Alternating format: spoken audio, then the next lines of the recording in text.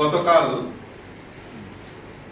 আমাদের ভারতীয় যে সংসদ, গণতন্ত্রের যে সর্বোচ্চ পীঠস্থান, সেখানে যে বিরোধী দলনেতা রাহুল গান্ধী এই সংসদে দাঁড়িয়ে একটি মিথ্যাচার, একটি বক্তৃতার মাধ্যমে মিথ্যা এবং হতাশা এবং তথ্যবিহীন কথাবার্তা উনি পরিবেশন করেছেন।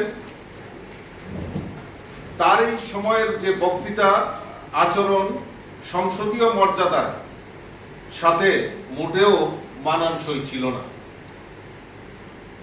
সেখানে এই লোকসভার আলোচনা রাষ্ট্রপতির ভাষণের উপর হচ্ছিল, কিন্তু রাহুল গান্ধী বিরোধী দলনেতা উনি সেখান থেকে বিচ্যুতি ঘটিয়ে উনি সংসদে কিছু মিথ্যা বলেই নিজেকে জাহির করার চেষ্টা করেছেন। উনি সেদিন উনার যে বক্তব্য, সেই বক্তব্য হিন্দুদের চরম অপমান করেননি, তাদের সহিংস্র এবং ঘৃণ্য ও মিথ্যাবাদী বলে অবহিত করেছেন। আমরা ভারতীয় জনতা পার্টি তার ধিক্কার জানাই। তার পাশাপাশি কংগ্রেসের যারা সিনিয়র নেতা, সিনিয়র লিডার রয়েছেন, তাদের কাছে আবেদন রাখবো যে রাহুল গান্ধীকে অন্তত পক্ষে এই সংসদীয় মর্যাদা যাতে উনি বজায় রাখেন, আচরণ বিধি যাতে ঠিক রাখেন, তার জন্য উনাকে শিক্ষা দেওয়া দরকার। কারণ উনি 2004 সাল থেকে উনার কোনো সাংবিধানিক পদ ছিল না। তখন উনি যে আচরণগুলি করতেন, নাটকীয় কায়দায় হোক বা হাস্যকর কায়দায় হোক, সেটা উনার শোভা পেত।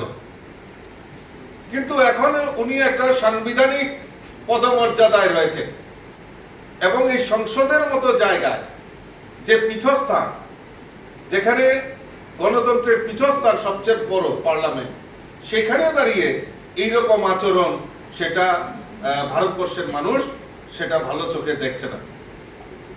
আজ মানে গতকালকে উনি হিন্দুদের চরম অপমান করেছেন।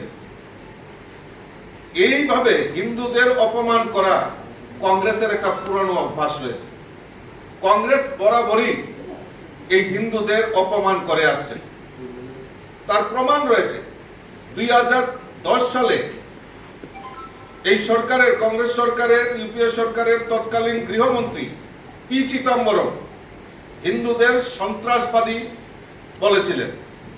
2013 সালে প্রাক্তন গৃহমন্ত্রী সুশীল কুমার সিন্ধে হিন্দুদের সন্ত্রাসবাদী বলেছিলেন। এবং আমরা যদি দেখি 2021 সালে রাহুল গান্ধী বলেছিলেন যে হিন্দুত্ববাদীদের দেশ থেকে বের করে দেওয়া উচিত। আর আজ পুরো হিন্দুদের মিথ্যাবাদী, সহিংস্র বলেছেন। রাহুল গান্ধীর এই আগে বলেছেন যেসব ভক্তরা মন্দিরে যান তারা নাকি পথে ঘাটে মেয়েদের উত্ত্যক্ত করে।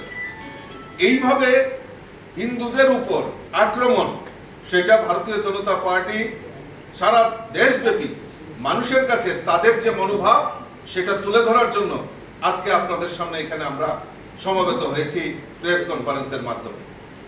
উনি সংসদে আমাদের আরাধ্য দেব ভগবান শিব এবং গুরু নানকের ছবি প্রদর্শন করে সেখানে অপ্রাসঙ্গিক যে কথাগুলি উনি বলেছেন, সেগুলি আমরা তীব্র ধিক্কার জানাই।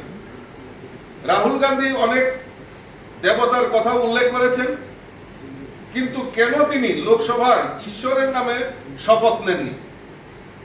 আমরা যদি দেখি 2014 সালে উনি ঈশ্বরের নামে শপথ নিয়েছেন, কিন্তু 2014 থেকে 2024-এ এমন কি পরিবর্তন হলো যে উনি ঈশ্বরের নামে উনি শপথ নেননি? সত্যবাদিতার পক্ষে উনি সেখানে শপথ নিয়েছেন। আমরা যদি দেখি উনি গতকালকে অগ্নিবীরের মতো কথা, অগ্নিবীরদের কথাও উনি তুলে ধরেছেন এবং সেখানে মিথ্যাচার উনি বলেছেন যে সেখানে অগ্নিবীর পরিকল্পনায় শহীদদের কোনো ক্ষতিপূরণ দেওয়া হয় না, কিন্তু এটি একটি বড় মিথ্যা কথা। মাননীয় প্রতিরক্ষা মন্ত্রী শ্রী রাজনাথ সিংজি তৎক্ষণাৎ রাহুল গান্ধীর এই মিথ্যাচার উন্মোচন করে বলেছেন যে অগ্নিবীর পরিকল্পনায় শহীদদের 1 কোটি টাকা দেওয়ার সহায়তা দেওয়া হয়। এটা প্রথমবার নয় যে কংগ্রেস সেনাবাহিনী নিয়ে প্রশ্ন তুলেছেন। কংগ্রেস পার্টি এর আগেও সেনাবাহিনী নিয়ে প্রশ্ন তুলেছেন এবং দেশকে বিভ্রান্ত করার চেষ্টা করেছে।